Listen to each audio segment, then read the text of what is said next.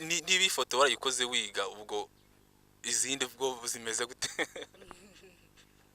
ariko ino foto kuyibona ku gihe izuba riri kurasa cyangwa nanone hari igihe izuba rirasa mu gitondo nyine hari ukuntu waba utaracya neza ariko biri kugaragara hano ku gishushanyo hano hejuru buba buri gucya ariko butaracya neza.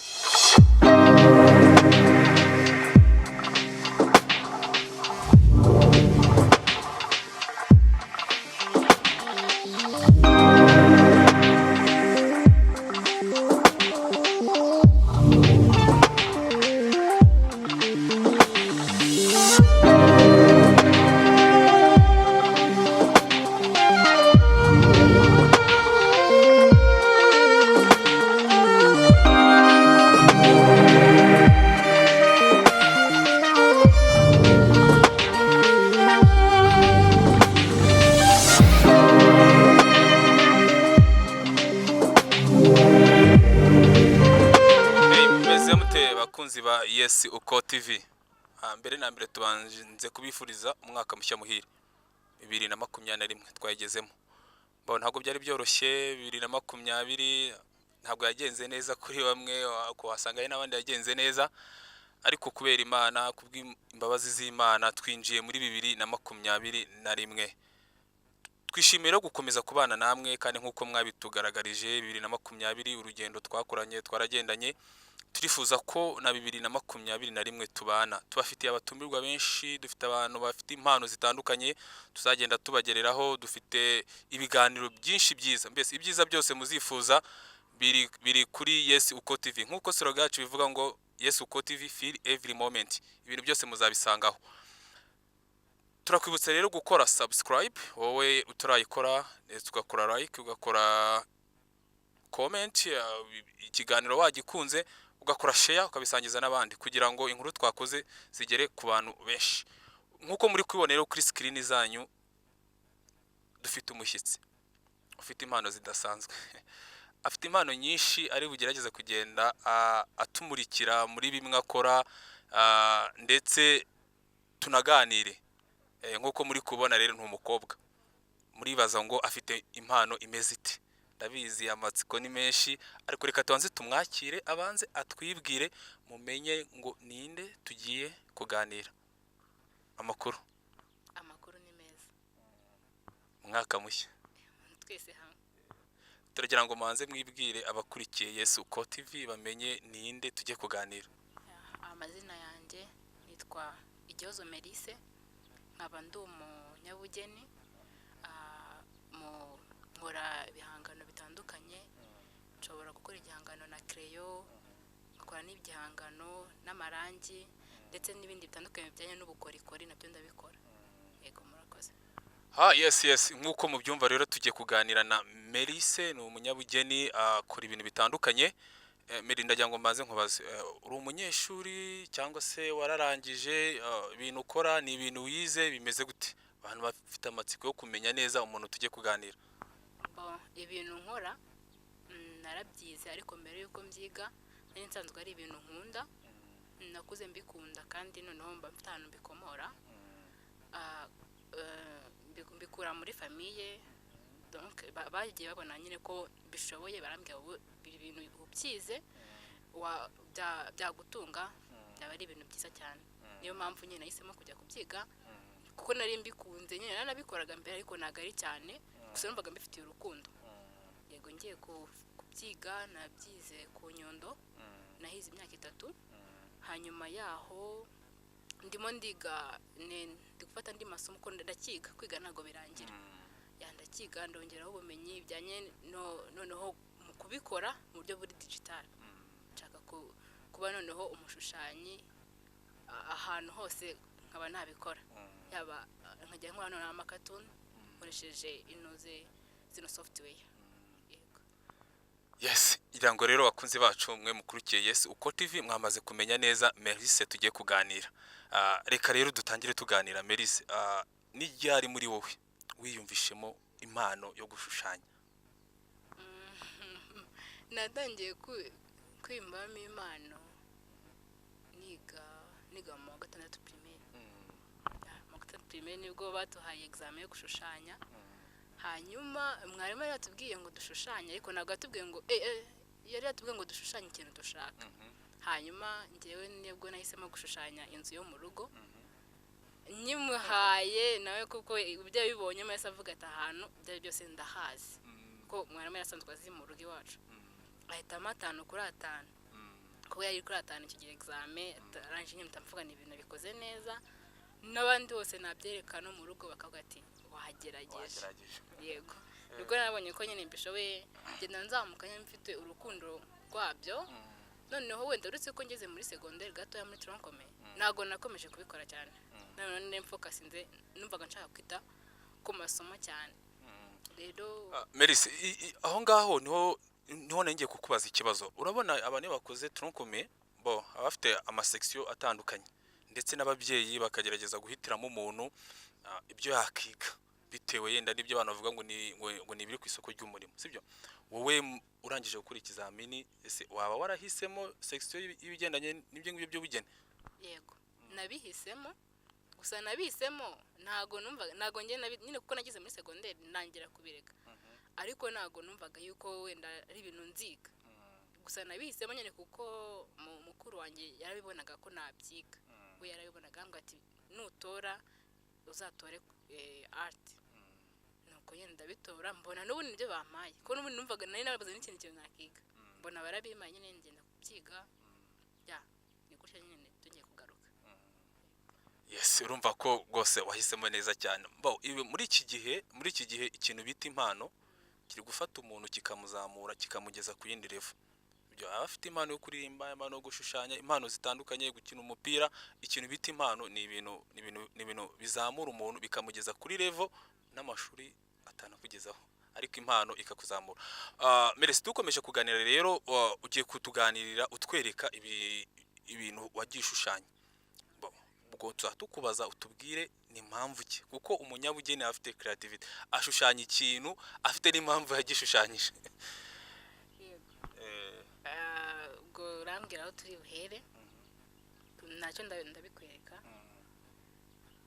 okay twageze hano dusanga ufite ibishushanyo byinshi cyane washushanyije ndagira ngo wenda ugende utwereka kimwe ku kindi kugira ngo wereke n'abakurikiye Yesu Uko TV ibyo nkuko mubibona ntabwo ari inkuru zirimo ibikabyo byinshi twe twigerereyo ibishushanyo twayibonye namwe mugiye kugenda mubibona ndetse azajya asobanura ababwira impamvu yamuteye gushushanya icyo gishushanyo kamere kuri iki ni igihangano cy'imbuto mu by'ukuri nkora zino mbuto nsanzwe nkunda gukora ibintu by'imbuto none ibintu uko bigaragara nkunda kugaragaza uko ibintu bigaragara nyine niyo mpamvu nakoze kino gihangano nshaka kugaragaza uburyo umuntu ashobora gutegura mu ruriro kuko n'ubundi aba ari ibiribwa umuntu aba agomba gukenera igihe bishobora kumutunga hanyuma rero nagikoze ku buryo wagitegura mu ruriro ushobora kukibona ugahita utekereza kuri za mbuto ziri hano ukumva urazikeneye ukamvugiza apeti ukaba wazirya niyo mpamvu nakoze kino gihangano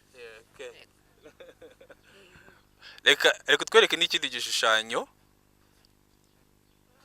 iki gihangano ni igihangano kinini cyane ni igihangano kinini nitayeho mu buryo bushoboka ahangaha ni igihe ubundi izina nagihaye nakise sunset yego nakise sunset kubera yuko bivuga nyine ni igihe izuba riri kurasa cyangwa nanone hari igihe izuba rirasa mu gitondo nyine hari ukuntu waba utaracya neza ariko biri kugaragara hano ku gishushanyo hano hejuru buba buri gucya ariko butaracya neza hari igihe ukwezi n'izuba biba birimo birahura hanyuma bigatanga ishusho isa gutya hanyuma rero nayikoze muri urwo rwego garagaza uburyo nyine muri environment uburyo tuba dufite ibintu bitandukanye uburyo nyine ibiti biza bigaragara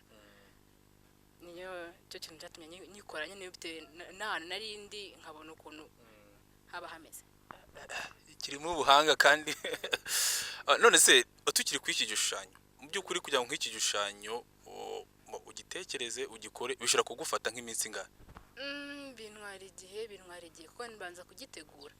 Iyo ngize igitekerezo bintwara igihe nkabanza ngatekereza ese nzagikora mu buhe buryo. Hari n'igihe rero gusa n'igihe binyorohera nk'iyo ngeze ahantu nkaba nafotora, nshobora gufotora ya foto nafotoye ikazamfasha kwibutsa ibyo nshaka gushushanya ukuntu bimeze.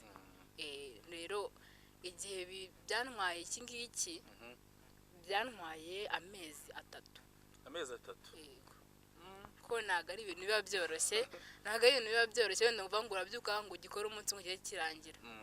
Uragikora uyu munsi bukira bugacya ukongeraho ibindi bintu gutyo kuko ntago gutyo ari gutyo kiba kimeze, kuko ikiba ari igitambaro udushyiraho hano kandi nabyo urabikora ukabanza ukamara iminsi nyine, kuko hari irangi dusigaho mbere ko dusigana amarangi ubundi ukaza ukanashushanya.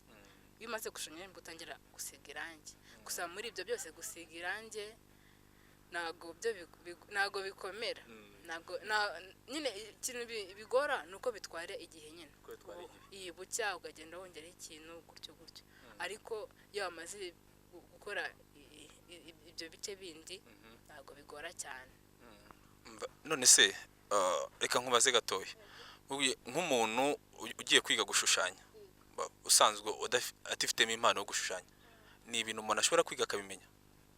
Yego, bisaba kubishyiraho umuhate. Bisaba gushyiraho umuhate ugakora imyitozo myinshi ihagije, ukavuga uti gusa nanone ntabwo niba ushaka kubimenya biragora. Ntabwo uba ari wa muntu uvuga ngo ndashushanya ibintu byose. Ubwo nyine ufata ikintu kimwe ukavuga uti iki ngiki ndakiga nyige ku buryo nzasohoka mu iryo shuri mvuga ngo iki kintu ndakizi. Ku buryo kabisa umuntu ashobora kujya mu ishuri akabyiga. Njye n'ubu ntabwo ndabyumva ku buryo yashushanya nk'ibi bishushanyo wagiye gukora. Yego, ariko biba bisaba umuhate. Yego. Ariko si kimwe nk'umuntu usanzwe ufite impano yo gushushanya? Ntabwo ari kimwe, gusa nawe ajya kubyiga. Nanjye kuko nagiye kubyiga, kuko iyo mba ntarabyize ntabwo nari kumenya yuko wenda ibyo nari nsanzwe nzi ko umuntu ashobora kubisiga amarangi, ntabwo nari mbizi. Nk'ibi byo gusiga amarangi nabyigiye ku Nyundo. Mbere narashushanyaga nyine bisanzwe na crayon nkasiga amakureri, akaba ari ibintu biri aho ngaho ho nyine, ariko niho nabyigiye nyine. Hano twasanze ufite ibishushanyo bitandukanye. Ni nk'ikihe gishushanyo cyangwa se igihangano wakoze ku buryo nawe iyo wicaye ukakireba uvuga ati ahangaha rwose nakoze neza, sibyo? Kuko byose nabonye ari byiza cyane, ariko hari icyo ureba nawe ukareba ukavuga ati iki gihangano cyantwaye imbaraga naragikoze, iki ni cyiza rwose pe, nanjye ubwanjye ndagikunda. Ibihangano byose nakoze mbona ari byiza, ariko igihangano nakoze ntago igihangano nakoze bwa mbere ngewe nicyo nitaka ari cyo gihangano nyine nkunda kurusha ibindi byose. Kirimo muri ibi ngibi? Oya, ntago kiri muri ibi, ariko ni ifoto y'umuntu irahari. Okay, araza kuyitwerekana turebe igihangano cye cya mbere. Ahangaha nabonye ifoto y'umuntu.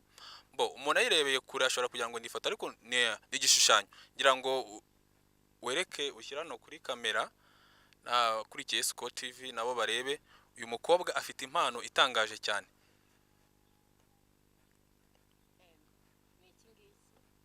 Sa nk'utubwira kuri iki gishushanyo, uyu muntu ninde? Ni ifoto ni ishusho wimajinye, niyo wareberagaho? Ni umuntu uzi? Bimeze bite?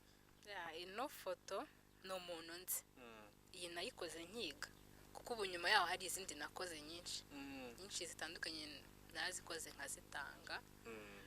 Ariko uyu nguyu ni umukazana wanjye. Yego, namukoreye kino gihangano nyine nyiri kwiga, ariko nzakimuha. Ntabwo turabonana, ariko nzakimuha. Niba ifoto warayikoze wiga, ubwo izindi bwo zimeze gute? Ariko ino foto uko uyibona uko nyine ubu izindi nyine nakoze nyuma yaho nyine nk'iz'umuntu warangije mbese nazo nyine ni nziza urumva nari nyiri kwiga ariko ndayikunda cyane kuko nta n'indi ndakora isa nkayo niyo yonyine nakoze isa noir blanc niyo mpamvu nyikunda cyane. Abantu badukurikiye bashobora kugira amatsiko bati ni ibihe bikoresho mukoresha, ibyo ufite hafi ahangaha urabitwereka vuga ati mu by'ukuri ngiye gushushanya nk'iyi foto nakenera ibikoresho ibi ngibi ku buryo n'umuntu uri kudukurikira nawe ashobora kubibona ibyo bikoresho mugenda mukoresha bitandukanye. Melise rero agiye gukomeza atwereka bimwe mu bikoresho bakoresha ndetse nk'ibyo nawe ushobora kwifashisha wenda uramutse ugiye gushushanya igishushanyo runaka. Meri rero ujya ngo usobanurire abakunzi ba Yes Uko TV ibikoresho mukoresha ndetse n'umumaro wa buri gikoresho. Murakoze. Ibikoresho ni byinshi, ibikoresho aba ari byinshi ariko hari ibyo ntazanye ahangaha. Ariko mu bikoresho bimwe mfitemo ibikoresho dukoresha iyo ukora tablo. Hanyuma iyo ukora igihangano na crayon gusa wenda bwo mfite crayon isanzwe ariko ntago nigeze nzana izindi hako aba ari ubwoko butandukanye bw'ama crayon. Hanyuma izi ngizi ni blush, ni uburoso dukoresha ukora igihangano cyawe. Hanyuma nazo aba ari uburoso butandukanye, hari izuko ushobora gukoresha ahantu hatoya noneho hari naho ushaka gukoresha nyine ahantu hanini ariko nabwo zikora bitandukanye. Nk'iyi ngiyi uri kubona ifite ukuntu isongoye gutya, iyi ngiyi ushobora kuyikoresha ahantu ushaka kugira ngo ubone ko hatsindagiye cyane atari kuvuga ngo ugaragaze ngo irange ku kuntu rigize, bibe binyereye neza bikeye bona binoze mu maso. Hanyuma iyi ngiyi nayo iyo ushobora kuyikoresha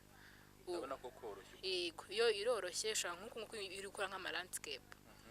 Bino biroroha kuyikoresha, biroroha cyane kuyikoresha. Cyangwa nanone iyo ushobora uri gushaka gukora textile, sidirimo textile uri bubyumve neza nyine urageze udusobanurire kugira ngo abakurikiye Uko TV bamenye ngo ni ibiki. Textile ni igihe uba uri gukora igihangano cyaza ukabona nyine hari ukuntu ushobora kugikoraho ukumva nyine ukumva hari ukuntu bitameze nk'uko hanyereye hatanyereye nyine ukumva nyine harafatika. Iyo ushobora kuyikoresha nyine irangi hari ukuntu ushobora gusigaraho gutya ukagenda ubona nyine hari ubwiza biri gutanga. N'izindi nazo nicyo ushobora kuzikoresha. Hanyuma dukoresha n'amarange. Hanyuma amarange tuba dufite amarange tugenda tuvanga. Ariko ahangaha hari ayo nari nazanye, mfitemo iry'umukara, iry'umuhondo, iry'umweru n'iry'umutuku. Hanyuma hakaba hari amarange yabugenewe nyine yo gushushanya bita acrylic. Abantu bashobora kugira ngo ushobora kuvuga amarange nyine abantu kugira ngo ni irangi iyo yose nga basiga ku nzu. Niyo mpamvu nanjye mvuga izina ry'ayo marange tudukoresha. Twebwe ayo ngayo yabugenewe yo gushushanya yitwa acrylic oil. Niyo dukoresha, ntabwo ziyo ngo dukoreshe ngo ameki oya, nayo dukoresha. Ahangaha twahabonye ibishushanyo byinshi bitandukanye ariko ndagira ngo nkubaze ni nk'ikihe gishushanyo cyangwa se washushanyije ufite nk'ubutumwa runaka ushaka gutanga, kuko ubundi umuhanzi cyangwa se umunyabugeni hari igihe akora igihangano runaka ariko gifite ubutumwa gishaka gutanga, sibyo? Yaba ari ibintu biza mu gihe kizaza cyangwa se ibintu biri kuba ako kanya, sibyo? Ku buryo umuntu ukirebye ashobora kubona akabonamo ubutumwa umuhanzi yagerageje gutanga. Itugihangano ntabwo kiri muri ibi ngibi, ahubwo njyewe iyo nshaka gutanga message nkora inkuru. Nkora inkuru, mfite udutabo nakoze tw'inkuru nashakaga gukora nako nago nkafite ahangaha. Hari agatabo nakoze kajyanye n'umuco. ni umuco nshaka kugaragaza uburyo ibikoresho bya kinyarwanda tugomba kubisigasira. Ubwo nyine iyo ubonye icyo gitabo nibwo ushobora guhita nyine umenya message nashaka gutanga. Yego, ariko muri bino byose nagiye mbikora bitewe nyine n'ukuntu ndi kwimenda nkavuga no tableau nayishyiraho iki ngiki. Yego. ntago kunje gusanga ari abakobwa benshi bakora ibintu byo gushushanya, sibyo? We nicyo cyabiguteye kuvuga ati ibi bintu mbyige ndetse nanabikore, sibyo? Kuko usanga abakobwa benshi babitinya, wowe byaje gute? Uzi njye mbonye ikintu cyabiteye kugira ngo mbigumemo. Yego ndabizi, hari n'ababikora nyine bakavuga ati ubuzungu ngo nafata crayon nakomeza nkazafata irangi ati wapi bya nta n'amafaranga bibamo. Ariko nyine njye n'urukundo mbifitiye, mfite urukundo ndabikunda ku buryo sinzi hari nanapfa ndabikunda cyane. Yego. Dukomeje kuganira ndagira ngo utubwire ni nk'iki wowe Melise ubuhanzi bwawe umaze kukugezaho. Ese igihangano cyawe wakoze hari aho watubwiye ngo ushobora gufata nk'amezi nk'3, sibyo? Ushobora kugishyira ku isoko gihagaze gute? Ku isoko ubundi wenda aho ngaho ngiye gusubiza igihangano gishyira ku isoko nyine bitewe nyine nuko kuntu wagikoze, umwanya byagutwaye, uburyo nyine energy zose wagitakajeho nibwo ugihereza agaciro. Ntago na message ushaka gutanga nayo ishobora kugihereza agaciro. Rero nyine ntago nshobora guhita mvuga ngo igihangano cyose nkoze ngo kiba gihagaze aya mafaranga, ahubwo nyiha agaciro bitewe n'inuze n'imbaraga nagishyizeho. None se ubwo uvuga ngo ni nka tugereranyize tubwira ngo nibura sa nk'umugihangano kimwe nkwereke icyo ngicyo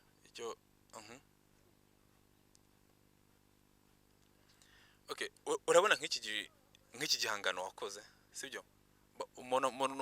Abantu bazabireba ashobora kuzifuza nk'igihangano kimeze uko nguko, sibyo? Kifuza ko wamukora nk'ifoto, sibyo? Asabwa iki, sibyo? Nk'iki ngiki ugereranyije ushizeho ibikoresho byafashe umwanya, nibura ushobora kugiha agaciro kangana gute? Nk'iki ngiki nanone riga biterwa numva amarangi nakoresha kuri kino gihangano nagashya nakoresha ku kindi gihangano. Niyo mpamvu nyine buri gihangano ugereza agaciro bitewe n'energy washyizeho. Nshobora kureba wenda kuko hano mfite ifoto, nshobora kureba indi foto y'uwo muntu nkabona iragoye, nkabona izantwara umwanya ndetse n'amarangi nzakoresha nkabona ni amarangi menshi cyane. Urumva kuko kizaba gihagaze ntabwo ari kimwe n'uko kino kizaba cyaba gihagaze. Gusa wenda gusa nanone nyine biba bihenze, ibikoresho dukoresha biba bihenze, ntabwo twebwe duhenda ahubwo ibikoresho byacu nibyo biba bihenze. Nshaka kumubwira igiciro akumva ni ibintu biteye ubwoba, gusa nyine umuntu araza nkamubwira detail y'ukuntu ibikoresho biba bimeze. Ni ukuvuga ngo ubanza kureba icyo ugiye gukora ukabona ubwo uri bugihe agaciro kabyo. Yego niko tubigenza.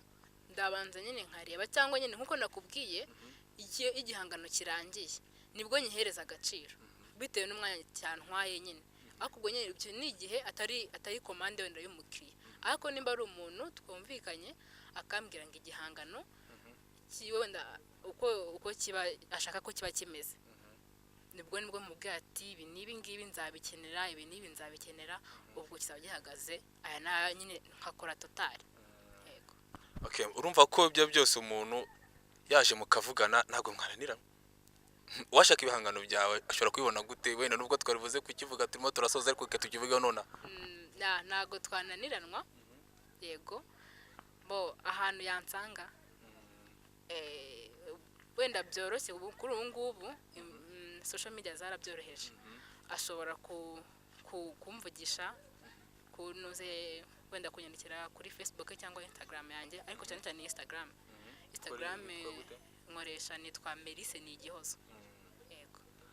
Okay, noneho ubwo tugiye kuguha akanya use ugira igihangano ukora kiri live kugira ngo n'abadukurikiye batagira ngo wenda nta mafoto y'ahandi twazanye kugira ngo nabo babone ko ibintu ukora ufitemo impano.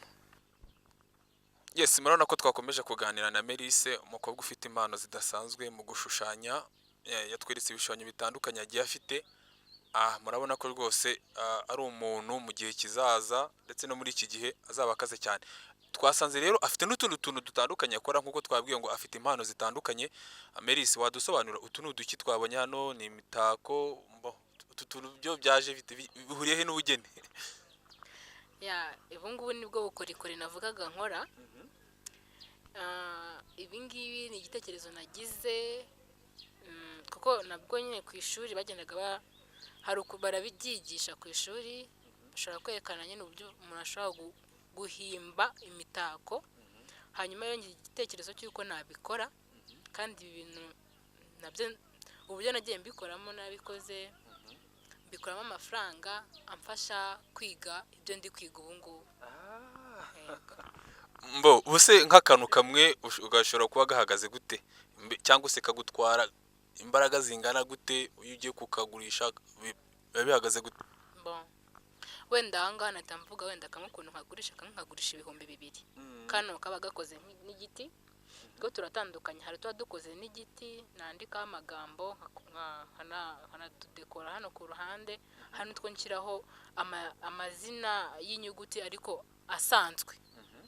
Rero niho bitandukanira, kamwe kaba kagura 5,000 akandi kagura ibihumbi 2,000. Yego. Byiza cyane. Merise, ni nk'izi mpano zindi wifitemo mbese turetse iby'ubukorikori? Uretse atari no gushushanya, ibindi bintu nkunda n'ubundi fashion. Nkunda ibintu by'imideri no kwifotoza, ndabikunda. Ese mu Rwanda haba hari umunyabugeni wireferaho, sibyo? Nk'ubu yisi nk'umuhanzi ashobora kuvuga ati ngewe buriya Bruce Melody yaririmba kuri yanjye barumva bigenspira nkamugeni. Kuri wowe muroro modo wawe no wowe? Mu Rwanda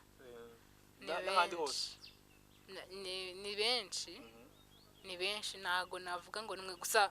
Ubundi buri munyabugeni wese ngenzuye hari ikintu mukuraho, impamvu ntago navuga gusa. Nyine wenda hari nk'aho mbona ibihangano byabo nkabikunda cyane aho baba bahari. Merise, mu gihe kizaza urateganya ko ubugeni bwawe buzaba bugeze he? Urifuza kuba uri ku kihe kigero? Murakoze cyane, mbaje ikibazo cyiza. Njyewe mfite indoto nyinshi, gusa ndifuza ko ibi ngibi nkora bitagarukira hano gusa. Ndifuza ko byazagirira akamaro n'abandi bantu. Uburyo mbyifuzamo, numva ko hari igihe kimwe nshobora kuzaba mfite nk'ishuri rishobora kwigisha abantu gukora bino bintu bitandukanye. Nshobora kwenda kubafasha nkabigisha gukora buno bukorikori, nabo bikaba byabatunga. Ikindi nifuza kuzakora exposition z'ibihangano byanjye. Ubu ngubu nibyo ndi gutangira kubyigaho, nyine ko ntabwo ari ikintu gito, ari ikintu kinini, ku buryo mu myaka iri imbere mba nzakora imurikabikorwa ry'ibihangano byanjye. Yego.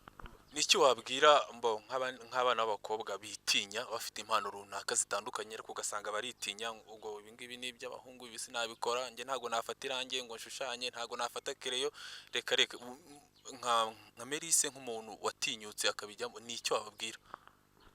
Ikintu cya mbere inama nagira abakobwa, nyine ni ikintu cyo bareke kwitinya, bareke kumva ko hari imirimo igenewe abahungu bo batakora.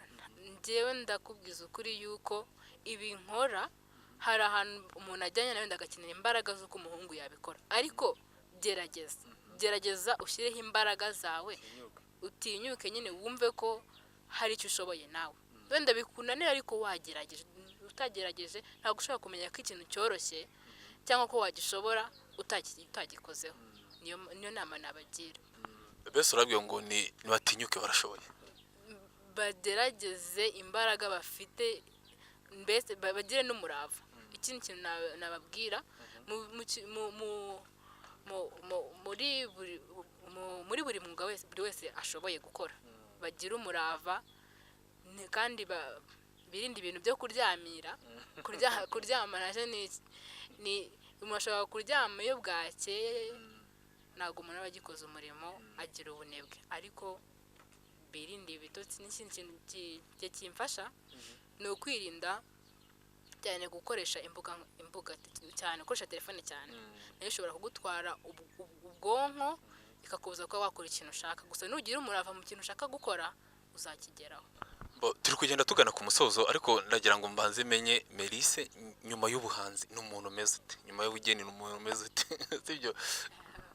Nyuma y'ubugeni ndi umuntu usanzwe, ndasabana, nkunda kuganira, undi nkunda guhora nseka njyewe, ntabwo nkunda kurakara. Kabisa.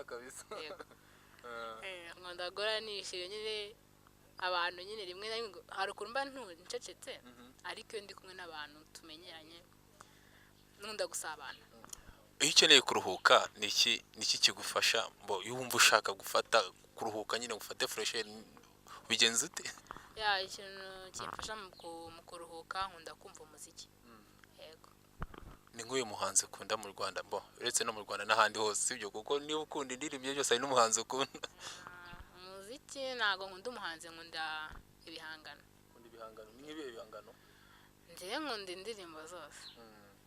Nyine indirimbo yinshimishije, ndayikunda.